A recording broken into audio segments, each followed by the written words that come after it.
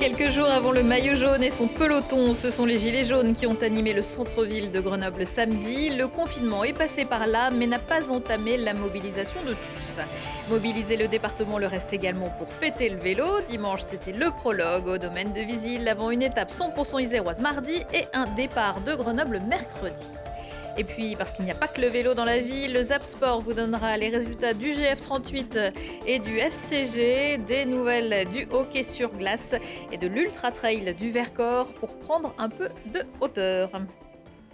Bonsoir à tous, ravi de vous retrouver dans ce JT du lundi 14 septembre 2020. Toutes les heures à partir de 18h, l'essentiel de l'actualité du Grand Grenoble en moins de 10 minutes.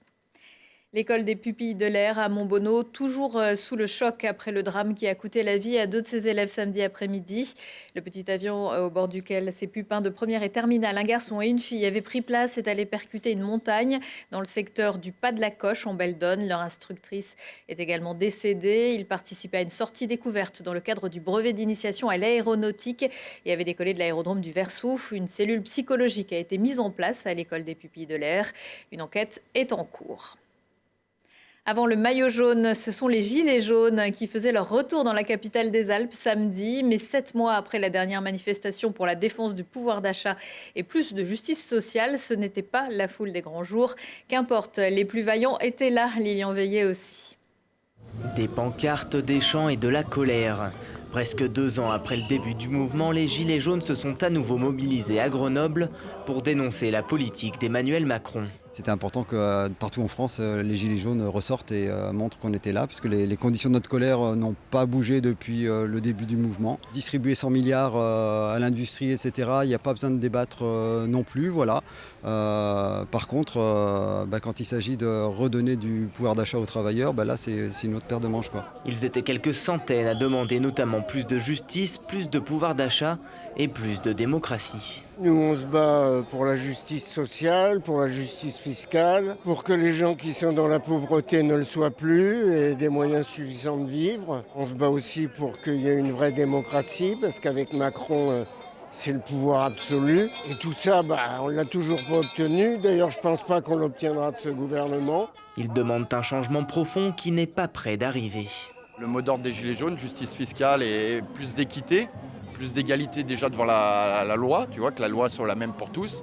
Ça s'applique toujours pas, donc ça peut durer un bon moment cette affaire malheureusement. L'autre problème soulevé par les Gilets jaunes lors de cette première manifestation de l'année, ce sont les masques et la politique liberticide qu'a initié le gouvernement avec ce contexte sanitaire. Je suis dans un logement d'urgence, c'est des conditions qui sont très pénibles. Et je me dis que les gens qui sont là, qui se moquent du niveau de vie des Français qui se dégrade en permanence, ou qui utilisent le port du masque et les risques sanitaires pour dire taisez-vous, restez chez vous, ça me révolte. C'est ça le problème en fait. Je pense qu'on ne peut pas dire au nom du risque sanitaire qu'on va supprimer les libertés démocratiques. C'est avant tout pour ça que je suis ici en fait. Personnellement, je pense que le contexte sanitaire, là, il a été enflé, histoire politiquement de pouvoir utiliser cette crise du Covid pour museler un peu les peuples un peu de partout sur la planète de toute façon. La manifestation s'est déroulée dans le calme. Elle a fini au parc Paul Mistral et devrait en appeler des nouvelles. Quelques anti-masques et anti-vaccins s'étaient également joints au cortège.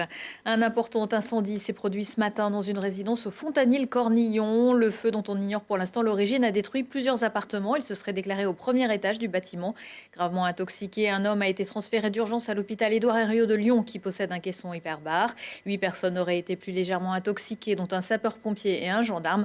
En revanche, un chien aurait été retrouvé mort. Pokémon Go et le porno devront-ils se passer de la 5G ? Éric Piolle, qui avait ironisé sur l'utilité réelle de cette fréquence, fait partie de la soixantaine d'élus signataires d'une tribune publiée par le journal du dimanche, demandant un moratoire sur la 5G, au moins jusqu'à l'été 2021. L'État prévoit d'attribuer les fréquences 5G aux opérateurs téléphoniques dès ce mois de septembre. Comme Michel Rubirola, maire de Marseille, ou Grégory Doucet, maire de Lyon, le maire de Grenoble demande une étude d'impact climatique et environnemental et une consultation publique préalable.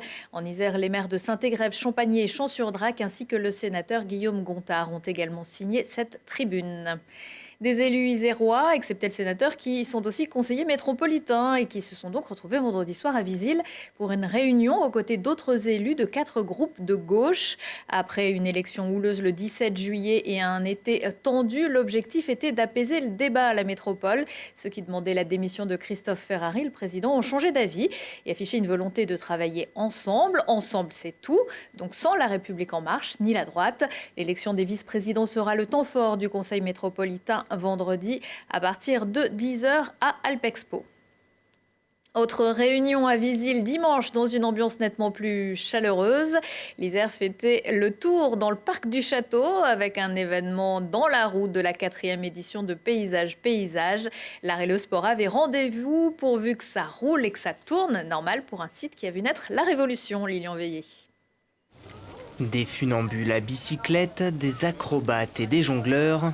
C'est ça, faire la fête autour du vélo, et ça fait du bien. Là, les gens applaudissent d'habitude, mais non, quand c'est trop tard, c'est trop tard. C'est très très chouette de refaire des spectacles à nouveau. Alors c'est pas des petites animations, c'est vraiment des spectacles. Il va y avoir plein de choses pendant toute l'après-midi. Il va y avoir de la magie en close-up, c'est-à-dire la magie rapprochée, de proximité. Il va y avoir plusieurs spectacles ou plusieurs artistes en tout cas en déambulation. Dans ce cadre idyllique, des spectacles fixes sont aussi au programme, comme les rétrocyclettes, un show acrobatique où se mélangent cordes lisses, danse et vélo. Alors nous, on les avait déjà vus dans le Trièvre, au Percy. Du coup, on savait plus ou moins le déroulé du spectacle. Et à chaque fois, c'est un vrai plaisir, on rigole. C'est très professionnel, c'est vraiment bien. J'aime bien les acrobaties et des fois, c'est assez marrant. Certains sont venus exprès pour participer aux animations, comme à l'escape game géant organisé dans tout le parc du château. Ça va être de rechercher des vélos, a priori un gardien un peu avec la mémoire qui flanche a perdu à égarer les vélos, donc il va falloir qu'on les aide puisque l'échéance c'est mardi pour le Tour de France, donc il faut qu'on se dépêche. Et d'autres sont venus de loin sans savoir et pas forcément à vélo. On vient de Valence. On vient visiter le château et on a tombé très bien parce qu'il y a le spectacle aujourd'hui. C'est une journée magnifique, c'est très agréable ici.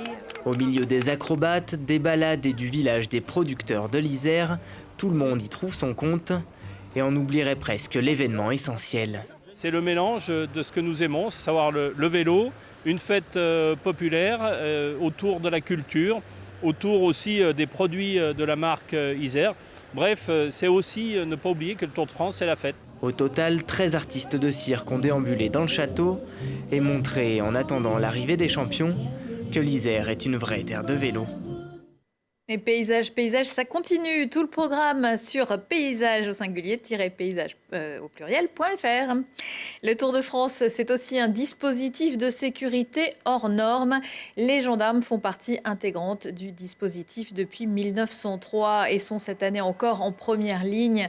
Des anges bleus de la garde républicaine à la réserve opérationnelle, en passant par la caravane du Tour ou encore la prévention dans les communes traversées par la course. Et cette année, les mesures sont encore plus strictes. Toujours des règles de bon sens qui sont ne pas mettre un pied sur la chaussée, rester sur le trottoir et toutes ces, bien sûr, éviter dans l'école de lâcher des pétards, des fumigènes. Voilà, c'est surtout aussi tenir ces animaux en laisse. Pour la grosse étape de mardi, donc entre la Tour du Pin et Villard-de-Lans. Donc c'est une étape 100% iséroise. Ce sont 549 gendarmes donc, qui seront en poste le long d'itinéraire pour assurer la sécurité de l'épreuve, faire respecter les interdictions de stationnement, les interdictions de circulation et globalement faire respecter la sécurité de l'épreuve. Mercredi, c'est une étape donc, qui fait Grenoble jusqu'à la Savoie. Les coureurs vont partir de Grenoble et remonter toute la vallée du Grésivaudan jusqu'à Alvar. Ça représente quand même encore 240 gendarmes donc, qui seront en place donc, sur toute la vallée du Grésivaudan. Dans le cadre des mesures sanitaires, nous avons le col de porte sur la compagnie du Mélan qui sera interdit à la circulation, donc interdit à la circulation des véhicules, donc uniquement ouvert au transport en commun, piétons et vélos, interdit du Sapé en Chartreuse à Saint-Hugues de Chartreuse. Il y aura un huis clos qui sera assuré à la fois pour les villages de départ et le village d'arrivée parce que effectivement la situation sanitaire s'est détériorée et c'est du fait du passage en zone rouge. Donc le long, toutes les manifestations sont interdites et pour éviter tout rassemblement de personnes. Et en tout, ce sont 14 000 gendarmes qui assurent la sécurité du Tour de France partout sur le territoire. Des nouvelles de nos sportifs et des terrains en Isère, c'est tout de suite dans le Zap Sport préparé par Lucille Dailly. Le Grenoble Foot 38 est en forme. Après la sensation contre Toulouse, sévèrement battue au Stade des Alpes, les Grenoblois confirment à l'extérieur à Chambly face aux demi-finalistes de Coupe de France 2018 très coriace. Victoire 2-2 du GF 38 qui se hisse à la 7e place.